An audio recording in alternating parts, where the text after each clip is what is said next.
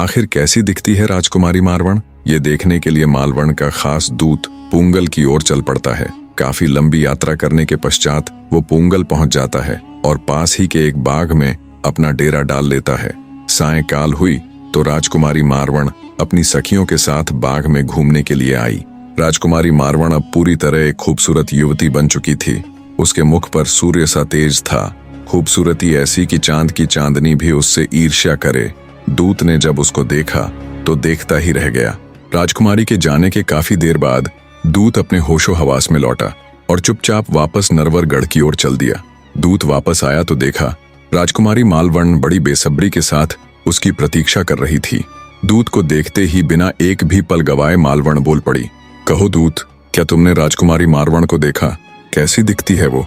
मालवण की बेसब्री को देखकर सिर झुकाते हुए दूत बोला, क्या बताऊं रानी जी, उस जैसा कोई तो मैंने आज तक अपने पूरे जीवन काल में नहीं देखा। वो सुंदरता में ऐसी कि स्वर्ग की अप्सराएं भी उसके सामने फीकी नजर आए। उसका तेज ऐसा कि सूर्य की रोशनी भी उसके आगे मध्यम लगे। उसके चेहरे की मासूमियत ऐसी कि लक्ष्मी जी को भी पीछे छोड़ दे। उसे देखकर ऐसा लगता है जैसे साक्षात रूप की देवी उतर आई हो। राजकुमारी मालवण ने जब अपने दूत के मुख से मारवण का बखान सुना तो उसकी चिंता और अधिक गहरा गई। मन ही मन मालवण ने विचार किया, अगर मारवण मेरी सौतन बन के यहाँ आ जाती है तो राजकुमार ढोला तो मुझे बिल्कुल भूल जाएंगे। उनका सारा मोह राजकुमारी मारवण में हो जाएगा। नहीं नहीं, मैं ऐसा कदापि नहीं होने दूंगी। काफी देर सोचने विचारने के बाद आखिरकार मालवण ने इसका एक हल ढूंढा। उसने राज्य के चारों ओर अपने खास व्यक्तियों को तैनात कर दिया और उन्हें सख्त हिदायत दी कि बाहर के किसी भी व्यक्ति को राज्य में प्रवेश देने से पहले उसके बारे में अच्छे से जान ले।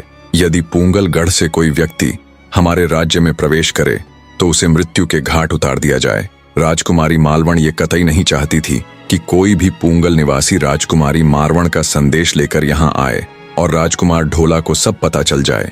इस तरह योजना बनाकर राजकुमारी मालवण पूरी तरह निश्चिंत होकर ढोला को रिझाने का हर वो कार्य करने लगी जिससे राजकुमार ढोला उसकी तरफ और अधिक आकर्षित हो जाए।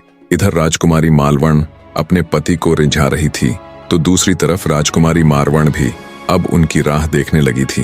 वो बचपन से ही सुनते आ रही थी कि युवा अवस्था को प्राप्त होने पर उसके सपनों का राजकुमार उसे लेने के लिए आएगा।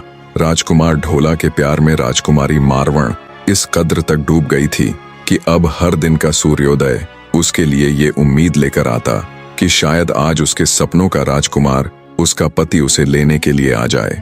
ऐसे ही सूर्यास्त होने तक हर रोज वो अपने पति ढोला की बाट देखती। बने रहे।